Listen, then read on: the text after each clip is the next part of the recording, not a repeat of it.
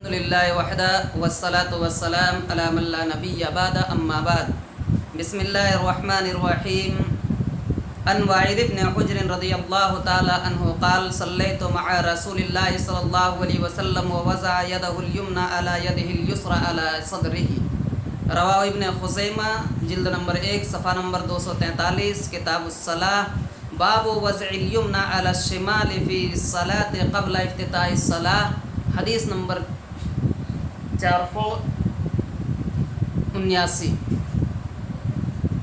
479 محترم سامعین، آج کی اس ویڈیو میں آپ کے سامنے جس مسئلے کو لے کر کے حاضر ہوا ہوں وہ ہے کیا سینے پر ہاتھ باندھنا شریعت سے سنت سے ثابت ہے یا نہیں۔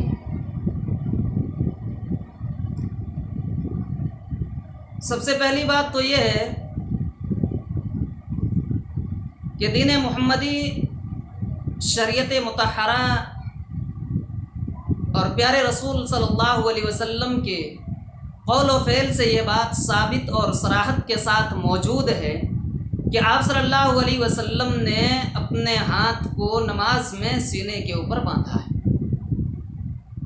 یہ حدیث اس موضوع کے اوپر بے شمار احادیث موجود ہیں۔ میں چند حدیثوں کا آپ کے سامنے رکھنے کی کوشش کروں گا حوالے کے ساتھ، تاکہ باتیں کیا ہوں بالکل واضح ہوں، مسئلے آپ کے سامنے کھل کر کے آ جائیں۔ میں تمام لوگوں سے یہ اپیل کرنا چاہوں گا کہ بلا کسی تفریقی مسلکی تفریق کی بنیاد پر آپ مسئلے کی نوعیت اور حقیقت تک پہنچنے کی کوشش کریں، سمجھنے کی کوشش کریں کہ حقیقی معنی میں شریعت کیا ہے، دین کیا ہے، دین کہتے کس کو ہیں، شریعت کہتے کس کو ہیں، اور ایک مومن کا فریضہ کیا ہے۔ ایک مومن کا فریضہ یہ ہے، ایک مومن کے اوپر یہ لازم آتا ہے کہ وہ اللہ کے رسول صلی اللہ علیہ وسلم کی لائی ہوئی شریعت کو آمنا و صدقنا کہیں، کیونکہ اللہ رب العالمین نے سورہ مائدہ کے اندر بڑے واضح الفاظ میں اور سورہ آل عمران کے اندر بھی بڑے واضح الفاظ میں فرمایا اطیعوا اللہ و اطیعوا الرسول، کہ لوگوں تم اللہ کی اطاعت کرو، اس کے رسول کی اطاعت کرو، اللہ کے حکم کو مانو، اس کے رسول کے حکم کو مانو۔ اطاعت کا مطلب ہے کہ رسول اکرم صلی اللہ علیہ وسلم کی فرما برداری کرو۔ دوسری جگہ اللہ نے فرمایا قل ان کنتم تحبون اللہ فاتبعونی یحببکم اللہ، کہ اگر تم اللہ سے محبت کرنا چاہتے ہو، اللہ سے اگر تمہیں دوستی کرنا ہے، اللہ سے اگر لگاؤ لگانا ہے، اللہ سبحانہ و تعالیٰ سے اپنے آپ کو جوڑنا ہے، تو سب سے پہلے پیارے رسول جناب محمد رسول اللہ صلی اللہ علیہ وسلم کی شریعت کی اتباع اور پیروی آپ کرنی لازمی اور ضروری ہوگا۔ آپ صلی اللہ علیہ وسلم کی حدیث کو ماننا لازم اور ضروری ہوگا، تب جا کر کے کوئی شخص حقیقی معنوں میں مومن اور مسلمان ہو سکتا ہے۔ اور اگر نبی صلی اللہ علیہ وسلم کی لائی ہوئی شریعت کا انکار کرتا ہے، وہ آپ صلی اللہ علیہ وسلم کی حدیثوں کا انکار کرتا ہے، تو یقیناً وہ کامل مومن نہیں ہو سکتا، وہ مومن ہو ہی نہیں سکتا، منکر حدیث کہلائے گا۔ اور یہاں جو اس مسئلے کی حقیقت ہے وہ یہی ہے کہ صحیح حدیثوں کو کچھ لوگ ترک کرتے ہیں، چھوڑتے ہیں، صرف اس بنیاد پر کہ اس کے مسلک کے اندر یہ بات موجود نہیں ہے۔ اس وجہ سے میں نے پہلے کہہ دیا کہ مسلکی عینک، مسلکی چشمے کو آپ کو اتار کے رکھنا ہوگا، اور اس کے بعد قرآن اور صحیح احادیث کے ماخذ اور مصدر کو سمجھنا ہوگا، تب جا کر کے ہم کیا ہے شریعت کو سمجھ پائیں گے کہ صحیح احادیث کیا ہے۔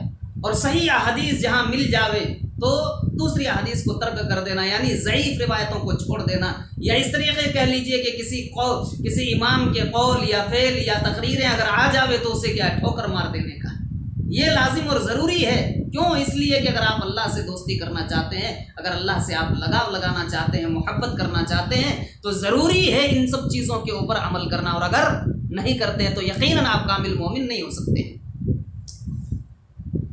میں نے جو حدیث ذکر کیا اس مسئلے میں کہ سینے پر ہاتھ باندھنا جائز ہے، درست ہے، دلیل حضرت وائل ابن حجر رضی اللہ تعالی عنہ کی ہے۔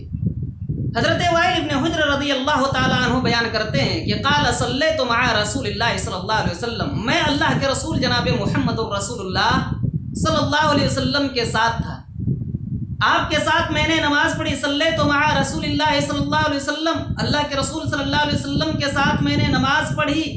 ووضع یدہ الیمنی علی یدہ الیسری، آپ صلی اللہ علیہ وسلم نے اپنے دائیں ہاتھ کو رکھا بائیں ہاتھ کے اوپر اور دونوں ہاتھ کو اٹھا کے رکھا اعلیٰ صدر ہی، اپنے سینے کے اوپر۔ صدر کے معنی ہوتا ہے سینہ، آپ ڈکشنری اور لغت کے اندر دیکھیں گے تو یقیناً آپ کو صدر کا یہی معنی ملے گا کہ لغت یا ڈکشنری میں جو معنی محفوظ ہے وہ ہے سینے کے۔ پتہ یہ چلا اس حدیث سے کہ سینے کے اوپر ہاتھ باندھنا لازم اور ضروری ہے۔ یہ حدیث کہاں کی ہے؟ ابن خزیمہ کی، جلد نمبر 1 صفحہ نمبر 243، کتاب الصلاۃ، باب وضع الیمنی علی الشمال فی الصلاۃ قبل افتتاح الصلاۃ، اس باب کے اندر آپ کو یہ حدیث مل جائے گی۔ دوسری روایت بخاری شریف حدیث نمبر 740، راوی یہ حدیث حضرت سہل ابن سعد الساعدی رضی اللہ تعالی عنہ۔ حضرت سہل ابن سعد الساعدی رضی اللہ تعالی عنہ بیان کرتے ہیں کہ کان الناس یؤمرون ان یضع الرجل یدہ الیمنی علی ذراعہ الیسری فی الصلاۃ۔ حضرت سہل ابن سعد الساعدی رضی اللہ تعالی عنہ کہتے ہیں کہ اللہ کے رسول صلی اللہ علیہ وسلم لوگوں کو حکم دیا کرتے تھے۔ کان الناس یؤمرون، لوگوں کو حکم دیا جاتا تھا اللہ کے رسول صلی اللہ علیہ وسلم کے زمانے میں۔ کیا حکم دیا جاتا تھا؟ فرماتے ہیں یضع الرجل، کہ لوگ رکھیں اپنے ہاتھ کو کہاں؟ اپنے دائیں ہاتھ کو بائیں ہاتھ کے اوپر، علی ذراعہ الیسری، بائیں ہاتھ کے اوپر، اور اس حال میں کہ وہ نماز میں ہو، یعنی نماز کی حالت میں اپنے دائیں ہاتھ کو بائیں ہاتھ کے اوپر رکھیں۔ یہ بخاری شریف کی حدیث ہے۔ بخاری شریف کتاب الاذان، باب وضع الیمنی علی ذراعہ الیسری فی الصلاۃ، حدیث نمبر 740۔ اس حدیث سے یہ بات واضح ہوتی ہے کہ سینے پر ہاتھ رکھنا کیا ہے؟ سنت سے ثابت ہے، اور پیارے رسول صلی اللہ علیہ وسلم کے حکم بھی یہی ہے۔ لیکن اعتراض کرنے والے اعتراض اس حدیث کے اوپر یہ کرتے ہیں اور یہ پوچھتے ہیں کہ آخر اس بخاری شریف کی جو حدیث ہے، اس حدیث کے اندر اللہ کے رسول صلی اللہ علیہ وسلم نے کہاں ید کا لفظ استعمال کیا، یا کہاں آپ نے ہاتھ کا ذکر کیا اور کہاں آپ نے سینے کا ذکر کیا؟ ہاتھ کا چلیے ید کا ذکر ہے، لیکن صدر کا ذکر نہیں ہے، سینے کا ذکر نہیں ہے کہ سینے میں آپ ہاتھ باندھا کرتے تھے۔ تو میں ایسے لوگوں سے صرف کہنا چاہتا ہوں کہ دیکھیے یہاں ذرا کا لفظ اللہ کے رسول صلی اللہ علیہ وسلم نے استعمال کیا، اور ذرا ید کے لیے بولا جاتا ہے، ذرا کیا ہے؟ ہاتھ کے لیے بولا جاتا ہے۔ ذرا کی تعریف کیا ہے میں آپ کو بتلاتا ہوں۔ امام حربی رحمۃ اللہ علیہ اپنی کتاب غریب الحدیث جلد نمبر 2 صفحہ نمبر 277 کے اندر نقل کرتے ہیں، من طرف المرفق الى طرف الاصبع، کوہنی کے حصے سے لے کر کے، یہاں سے لے کر کے بیچ کی انگلی یہ جو ہے یہاں تک کیا ہے؟ ذرا کہلاتا ہے۔ اس حصے کو یاد کر لیجئے، دیکھ لیجئے گا اس کو، اس حصے سے لے کر کے یہاں تک کیا ہے؟ ذرا ہے۔ اب یہ ذرا جو ہے اللہ کے رسول فرماتے ہیں کہ دائیں ذرا کو بائیں ذرا کے اوپر رکھا کرتے ہیں۔ اگر کوئی شخص دائیں ہاتھ کو بائیں ہاتھ اس کوہنی سے ملا کر کے یہاں سے اپنی انگلی کو یہاں ملائے اور یہاں لا کر کے رکھے گا تو آٹومیٹک یہ ہاتھ کیا ہے؟ سینے پر آئے گا، زیر ناف نہیں جا سکتا ہے، ناف کے نیچے ہاتھ پہنچ ہی نہیں سکتا ہے، کیونکہ جیسے ہی آپ یوں باندھیں گے تو فوراً آپ کا ہاتھ کہاں پہنچے گا؟ سینے کے اوپر پہنچے گا۔ اب یہ کیسے ذرا کا معنی ہم کہتے ہیں کہ کوہنی سے لے کر کے یہاں تک ہے، کیسے اس کو ہم مانیں گے؟ تو اس ذرا کا معنی مفہوم دیکھنے کے لیے آپ کو ڈکشنری کا استعمال کرنا ہوگا، کیونکہ لغت والے جو معنی لکھتے ہیں اسی معنی مفہوم کے اوپر کیا ہے؟ مشتمل ہوتا ہے۔ یہاں ہم آپ کے سامنے جو بات رکھ رہے ہیں اس ضمن میں وہ کئی لغات کی کتاب ہے، کئی ڈکشنریوں کی کتاب ہے، ان کا میں حوالہ آپ کو دے رہا ہوں تاکہ آپ ذرا کا معنی دیکھ سکتے ہیں جو میں نے آپ کو معنی بتلایا کہ کوہنی سے لے کر کے بیچ کی انگلی تک کیا ہے، ذرا کہلاتا ہے، اس معنی کو آپ وہاں دیکھ سکتے ہیں۔ سب سے پہلے کتاب ڈکشنری کی لسان العرب جلد نمبر 8 صفحہ نمبر 93 میں یہ بات لکھی ہوئی ہے۔ اسی طریقے سے تاج العروس جلد نمبر 1 صفحہ نمبر 5217 کے اندر یہی بات لکھی ہوئی ہے۔ تیسری کتاب کتاب العین جلد نمبر 2 صفحہ نمبر 96 کے اندر یہ الفاظ موجود ہے۔ چوتھی کتاب المعجم الوسیط جلد نمبر 1 صفحہ نمبر 311 کے اندر یہ الفاظ موجود ہیں۔ پانچویں کتاب ڈکشنری کی تہذیب اللغات جلد نمبر 2 صفحہ نمبر 189 189۔ کتاب الکلیات یہ بھی ایک ڈکشنری کی کتاب ہے، جلد نمبر 1 صفحہ نمبر 750۔ یہاں آپ کو مکمل کیا ہے یہ الفاظ مل جائیں گے۔ ایسے ہی اگر آپ آگے مزید دیکھنا چاہتے ہیں تو دارالعلوم کے ایک استاذ ادب، عربی ادب کے بڑے ماہر فضیلت الشیخ مولانا وحید الزمان قاسمی کرانوی رحمۃ اللہ علیہ کی کتاب ہے القاموس الجدید۔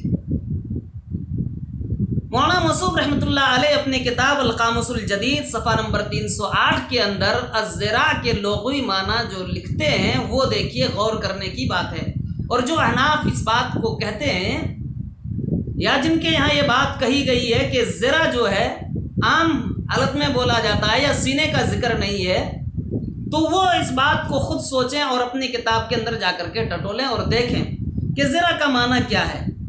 وہاں لکھتے ہیں مولانا موصوف اپنے کتاب صفحہ نمبر 308، اور یہ کتاب چھپی ہے کتب خانہ حسینیہ دیوبند سہارنپور سے، یو پی کی چھپی ہوئی یہ کتاب دیوبند کی ہے۔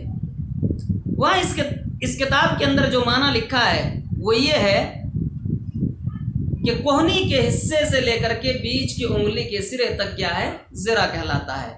اب ان تمام دلائل کی روشنی یہ بات واضح ہوتی ہے کہ جب بندہ ایک انسان اپنے ہاتھ کو دوسرے ہاتھ کے اوپر، دائیں ہاتھ کو کوہنی سے لے کر کے دوسری انگلی کو دوسری کوہنی تک ملاتا ہے تو پھر اس کا ہاتھ کیا ہے، سیدھے سیدھے سینے پر پہنچتا ہے، اور یہی کیا ہے صحیح سنت سے ثابت ہے۔ اب جو لوگ، ایک بات میں اور بڑی حیرت اور تعجب سے آپ لوگوں کو کہنا چاہوں گا کہ جو لوگ اس بات کو مانتے ہیں کہ ہاتھ کو سینے پر نہیں زیر ناف باندھنا چاہیے، ان کے یہاں کیا ہے، عورتوں کا حکم یہ ہے کہ عورتیں سینے پر ہاتھ باندھیں اور مرد کیا ہے زیر ناف ہاتھ باندھیں۔ ایک بات یاد کر لیجئے گا، شریعت کے اندر کوئی تفرقہ نہیں، شریعت میں کوئی بٹوارا نہیں کیا گیا ہے، شریعت کے اندر کسی بھی طرح کی بھید بھاؤ نہیں رکھا گیا ہے، بلکہ جو مرد کے لیے ہے وہی حکم عورتوں کے لیے ہے۔ اور جو عورتوں کا حکم اگر دیا جائے، مان لیجئے سینے پر ہاتھ باندھنے کا، تو مردوں کا بدرجہ اولا حکم ہونا چاہیے۔ اس وجہ سے جو لوگ یہ کہتے ہیں کہ عورتوں کے سینے پر ہاتھ باندھنے کا، وہ یقین مانیے گا میرا یہ دعویٰ ہے کہ وہ ایک بھی دلیل اس معاملے میں پیش نہیں کر سکتا ہے، اور وہ جتنی بھی دلیلیں پیش کرے گا وہ یہی میں نے جو آپ کے سامنے ذکر کیا ہے، گویا کہ یہ حدیثیں عام ہے ہر شخص کے لیے، چاہے وہ مرد ہوں یا عورت ہوں، بچے ہوں، جوان ہوں، بوڑھے ہوں، تمام لوگوں کے لیے یہی ہے کہ وہ کیا کریں، اپنے سینے پر ہاتھ باندھیں۔ یہ چند باتیں تھیں اس مسئلے کے ضمن میں جن کا ذکر میں نے آپ کے سامنے کیا۔ اللہ سبحانہ و تعالیٰ سے دعا کروں گا کہ پروردگار عالم ہم تمام مسلمانوں کو پیارے رسول جناب محمد الرسول اللہ صلی اللہ علیہ وسلم کی احادیث مبارکہ کو سمجھنے اور اس کا عملی جامہ پہنانے کی توفیق عطا فرما، آمین۔